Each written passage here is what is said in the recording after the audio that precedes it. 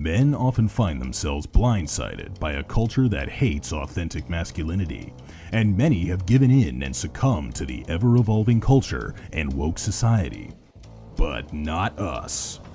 We are the remnant, faithful Catholic men from 3 different generations who reach through the radio to tackle current events that challenge our wills and empower the practice of the Catholic faith through thought-provoking discernment and prayer. So, if you're feeling overwhelmed and bombarded, it's time to turn your radio up and join us for The Remnant on the Carolina Catholic Radio Network. Hey everybody, welcome to The Remnant on the Carolina Catholic Radio Network. I'm Bill Snyder, joined by my 2 wonderful friends, Stephen Thomas and Ray Haywood. I can't believe we're on episode number 5 now, I believe. So if you want to head back into our podcast archives on the Carolina Catholic Radio Network, please do that so you can listen to all the different episodes we have. We have some wonderful topics that we've already covered and a few more that we're going to be covering in the next couple of weeks. But tonight we're going to be talking about Catholic schools and the importance that Catholic schools play in forming young people to go out into the world and live the Catholic faith boldly. So Stephen, you being the Catholic school teacher on this, I'll turn it over to you and let you give us some of your wisdom. All right, thanks, Bill. I don't know about wisdom, but I'll do my best. So I love this topic for many reasons, but the 2 primary ones are the one that it is my home field, so to speak, as a Catholic educator, and particularly one that's in the classical model. I'm at a classical pilot school here in our diocese, and it's been uniquely challenging and uniquely rewarding. My second reason is that it's such a good topic, given last week's episode about Catholic education and its necessity towards accruing social capital for the Church. And I mentioned in that episode that I read a book called Renewing Catholic Schools by Archbishop Aquila of the Denver Archdiocese. And in it, he goes over in brief the history of sort of what happened to Catholic schools. So I'll read a brief quote from that book to give you perspective. He writes, "Catholic schools no longer served as a place of refuge from a secular culture, as the decades following the Second Vatican Council initiated an experiment in increased openness to the world and the adoption of secular models in Catholic education. Catholic identity and traditional pedagogy were sidelined for more utilitarian goals of academic success and career preparation, with a precipitous decline in enrollment following. Turning our attention to the present, questions abound about the nature and effectiveness of Catholic education. Evaluating the religious state of teenagers and young adults throughout the country, sociologist Christian Smith summarized his research by stating that, quote, he cannot report that Catholic schooling and youth group participation have robust effects on emerging adult faith and practice, close quote. Smith's findings express concern of many parents who made great sacrifices to support their children through Catholic education, only to find that those children no longer practice their faith. Catholic schools face an identity crisis resulting from 50 years of experimentation and uncertainty, bringing us to nothing short of a calamity. Smith reports that between 1964 and 1984, 40% of American Catholic schools and 76% of Catholic elementary schools closed their doors, while those that remained open proved less well-grounded in the Catholic faith and therefore less capable of passing on a robust Catholicism to their students. So Catholic education sought to innovate, modernize, and in doing so, it abandoned its 2,000-year-long educational model, rooted in the classics, and it adopted secular teaching methods. And as we hear from a Catholic archbishop, which is no small deal, that it was a catastrophe, that school enrollment plummeted. Closures happened left and right nationally. Now, as we see throughout the West, the collapse of the Catholic school system has gone hand in hand with the spiritual poverty that Mother Teresa warned was more deadly than the material poverty that she witnessed in Calcutta. So what can we do? One of my intellectual heroes is the British philosopher Sir Roger Scruton. He once said in an interview that the postmodern believes he rarely finds things he loves. He always finds something gone wrong, something hateful even, and that you've got to mobilize against it. I believe to restore Catholic education, then, we must instead be more like Scruton's vision of how man ought to be, a man who looks around himself, finding things that he loves, and think, quote, well, those things are threatened. They're vulnerable, and I've got to protect them, close quote.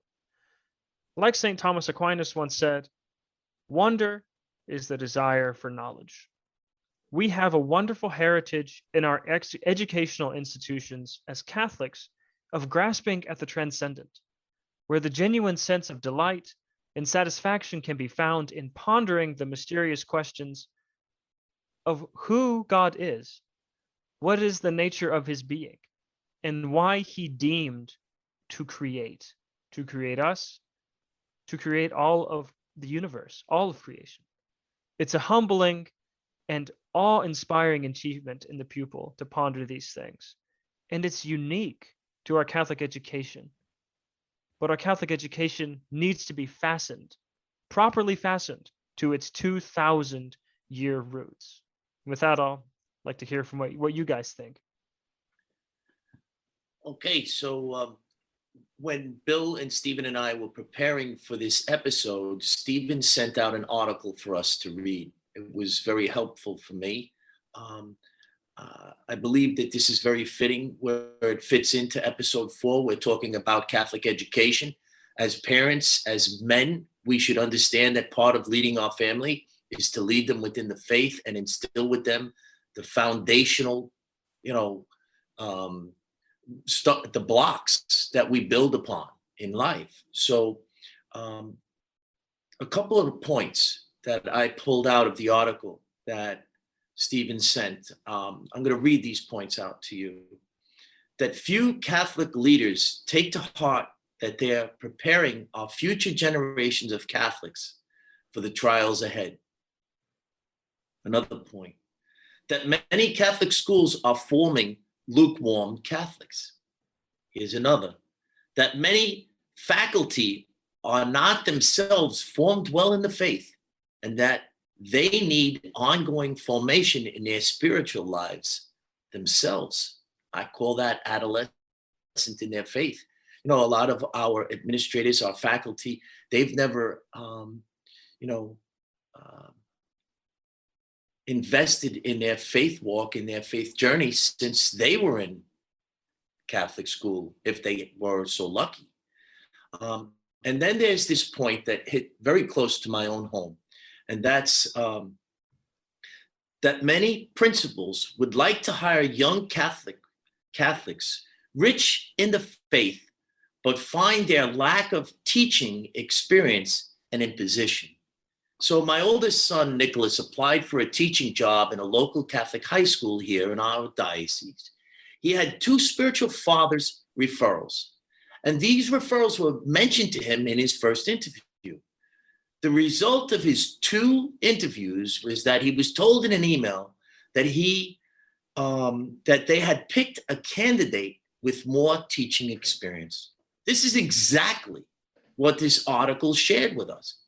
My well-formed son was passed over for lack of experience, meanwhile, rich and formed well in the faith. In my experience of hiring people in my professional life, I was always told by my mentors to invest in the person and that the task is secondary.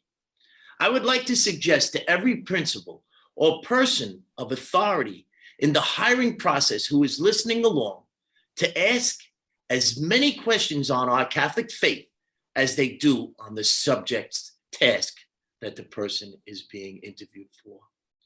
For me, just as in any ministry that I'm involved in, handing on the importance of our deposit of faith and our sacraments should always be our first concern. Bill, what do you think? My comments are going to be rather brief, but I want to think about and maybe challenge, just like you did, Ray, some of the teachers that are out there. when I think of my Catholic school experience, I think of a lot of the times that maybe I was unruly or misbehaving. One in particular comes to mind. When I was in seventh grade, I was goofing around with a few of my peers, and I ended up walking down the second grade corridor, and I reached up and I touched a paper mache leprechaun, disobeying my teacher's order to remain quiet and walk back to the classroom without any noise. And this teacher turned around and stormed back to the where I was in the line and saw this little leprechaun dancing above my head, and she realized what I did. And so she, in a fit of anger, screamed at me and said, "Mr. Snyder, you're going to write a 250-word essay on why not to touch somebody else's leprechaun." And here I was, like, just thinking, excuse me, did I get that right? And I actually said that to her. Are you sure you would like me to write a 250-word essay on why not to touch somebody else's leprechaun? And instead of her saying, no, I'd like you to write it on why you shouldn't disobey your teacher, she said, yes, write a 250-word essay on why not to touch somebody else's leprechaun. And so that's what I ended up doing. It became a creative writing assignment. I still think it's the best 250 words ever written to this date. But my point is that teachers, when you have an opportunity to give a student a teachable lesson, like, why you should be obedient, don't hand them a pointless exercise. And clearly this woman's pride, this teacher's pride, got in the way. So don't allow that to happen for you if you're out there teaching. And as a student, I would have learned a lot more, and I think the teacher would have learned a lot more, quite honestly, if she would have allowed that to happen. So that's just my couple of thoughts on it. And honestly, it's what I think about when I think about Catholic education, because that's how I was educated. So I know that we have to take a short break right now here on the Carolina Catholic Radio Network and the Remnant. We'll be right back after these messages. Stay tuned. Today, many students go to college with numerous questions about their faith, yearning to know if the seed planted in them as a child is both true and practical. Using the miracle on the road to Emmaus as a model, young adult ministers conversed weekly for 3 months with college students about the most pressing questions they had about the Catholic faith. As they journeyed together virtually, something amazing happened. Doubts disappeared, fears faded, and Jesus revealed that He is still alive. Hearts Burning Within Us, the latest book from Patchwork Heart Ministry, is a result of that grace-infused conversation. It is the perfect back-to-school gift for recent high school graduates and current college students. Get your copy for them today at patchworkheart.org or by calling 424-704-3278. That's 424-704-3278.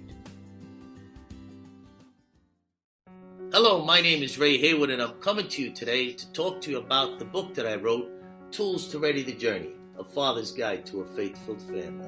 This book can be purchased anywhere, but you could also go to the website of trjfathersguide.com, where you will gain access to the resource documents, the chapter podcasts, as well as the social media platform links of Twitter, Instagram, and Facebook.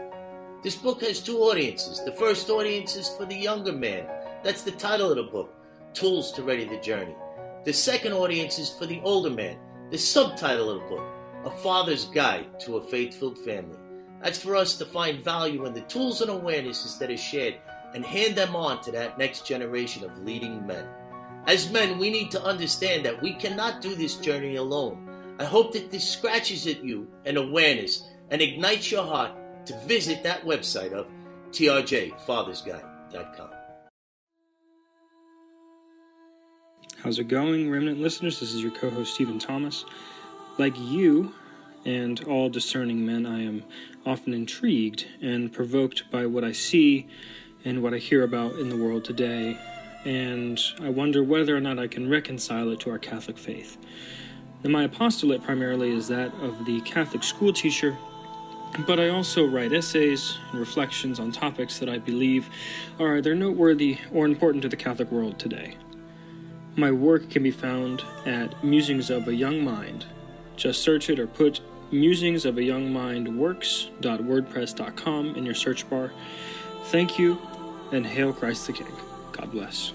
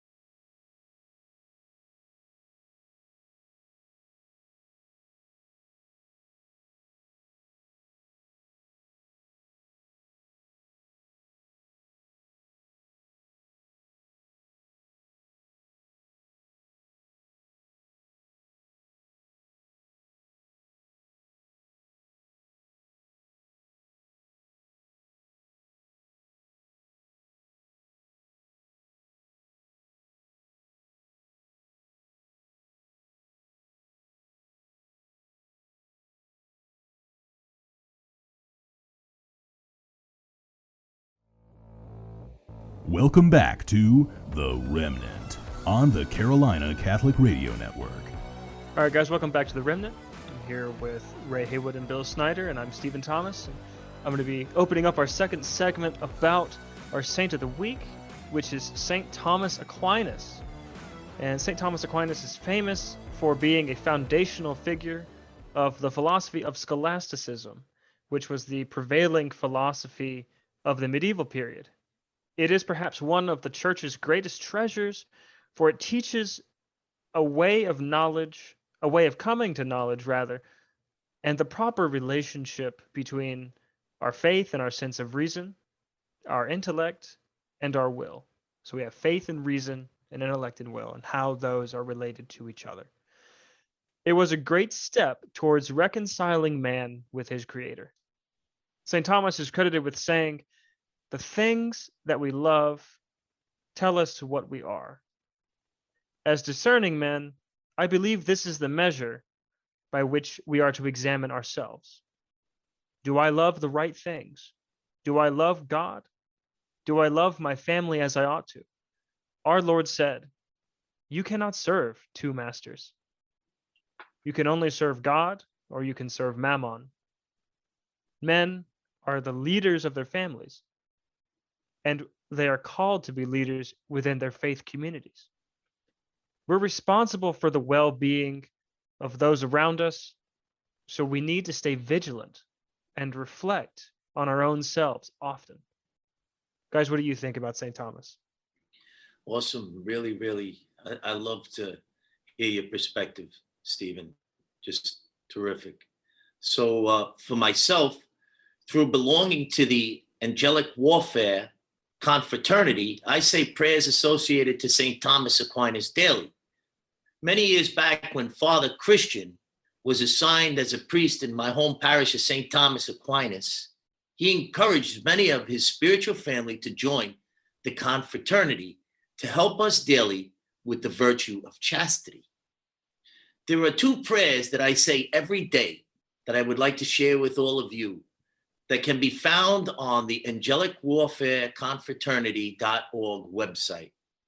And it just so happens when I was looking this up that the prayers that Father Christian gave us to say each day that I've said since since that first day, it's probably 5-6 years since he brought us into this, is actually the opening and closing prayer on the website.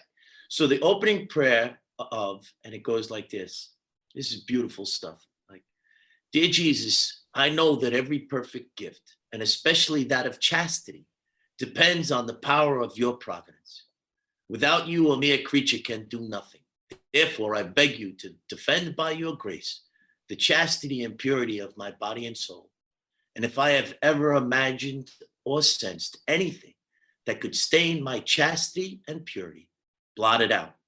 Supreme Lord of my powers, that I may advance with a pure heart in your love and service, offering myself on the most pure altar of your divinity all the days of my life. Amen. What I get out of that prayer, what speaks to me, is blotted out. And many times when, this world is so filled with impurity, if something comes into view or if something comes into mind, the first thing I'll say is blot it out. And that the other prayer is the closing prayer you could easily find on that website. And it goes like this.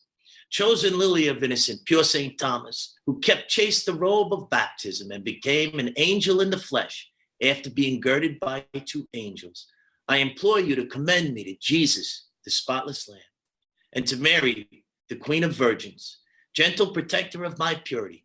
Ask them that I, who wear the holy sign of your victory over the flesh, may also share your purity. And after imitating you on earth, may I at last come to be crowned with you among the angels. Amen. What jumps out to me on that is, how St. Thomas is always there in that image of the angels coming to him and girding him. And the reason why the angels came to gird him is that St. Thomas Aquinas' mother, a countess, tried to dissuade him from entering the Dominican order because she hoped that St. Thomas would become a prominent political figure. And it goes on to say, when you look these things up, that his brothers locked him up in a tower for a whole year and tempted him with a prostitute, whom he struck and chased out with a fiery brand. And after that is when those 2 angels then appeared and girded him as a sign that God will always protect his purity. Isn't that an amazing thing? Think about that. Like, he's an angel in the flesh, St. Thomas. I hope that this scratches at you and you try to look at what I just shared. Bill? Yeah.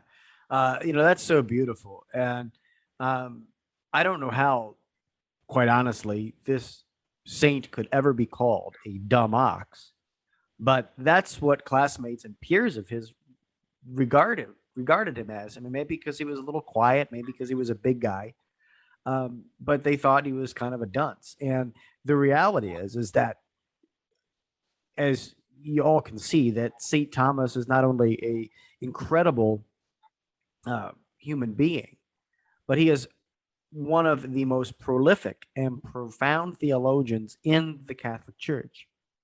So much so that he's actually regarded as probably the foremost doctor of the church, which is a title given to him due to his prolific writing and insights contained in that writing. But that title, dumb ox, still overshadows him, years and years later. And so this kind of leads into my ReMENant challenge for the week. And that's very simply, think about those who are undervalued in your life, right? Because I think that St. Thomas was undervalued by his peers. So is there a way to lift up those who are undervalued? Maybe there's a coworker that you're looking at and seeing that somebody picks on, or somebody says that they, don't have worth or value in their, daily tasks at work. Maybe you're witnessing something like that. Find that person that isn't being valued and lift them up this week. And so that's my ReMENant challenge, guys. And Stephen, I'll toss it over to you for your ReMENant challenge. All right, thanks, Bill. So to continue along with the theme of St. Thomas, I'm going to quote him again. Sorrow can be alleviated by a good sleep, a bath, and a glass of wine. In the modern world, everything can seem so frantic, and we can get busy with work, school, visiting relatives, etc. Burnout can sometimes seem right around the corner. We can be pulled in a million different directions, it seems. It's important that we learn to pause and give thanks to the Lord in all things. My challenge to you this week is to practice a responsible form of self-care at the end of the day. Personally, I like to watch a little TV or read a novel before I do night prayer and then call it a day. If we neglect ourselves, we leave ourselves vulnerable to temptation and occasions of sin. So men, be kind to yourselves. And Ray will lead it off with you. So my ReMENant challenge is centered around St. Thomas Aquinas as well, and the angelic warfare confraternity that is open to all single and married Catholic men and women who have received their confirmation. As Christ's faithful, we are called to lead chaste lives. Chastity, purity, is the virtue that properly directs the sexual appetite according to the will of God, in opposition of the vice of lust. I encourage all of you to visit the Angelic Warfare Confraternity.org website and consider joining. At minimum, commit to saying the opening and closing prayers daily. Rest assured, as you do, you'll become more aware of the sin and vice that surrounds all of us daily in the form of lust. Step close with me in awareness of the sins of the flesh. Listen to what our Blessed Mother revealed to Saint Jacinta at Fatima. This is from the Blessed Mother. More sinners will go to hell because of the sins of impurity than any other sin. Let that sink in. I hope that this awareness scratches at you and ignites your heart to work on the virtue of chastity daily. My prayer for you all is to blot it out. What do you think, Bill? I think it's great. And Ray, Stephen, this has been a wonderful episode of The Remnant. I hope that you listening, go back and listen to it again, because there's so much packed in here. I think we packed the Summa into this episode, quite literally. So we're going to, leave it off. That's all the time we have for you today. But until next time, from all of us at The Remnant and the Carolina Catholic Radio Network, may God bless you and your family. Thank you for joining The Remnant today. For more information about us, email theremnantshow@gmail.com. That's the ReMenant show at gmail.com.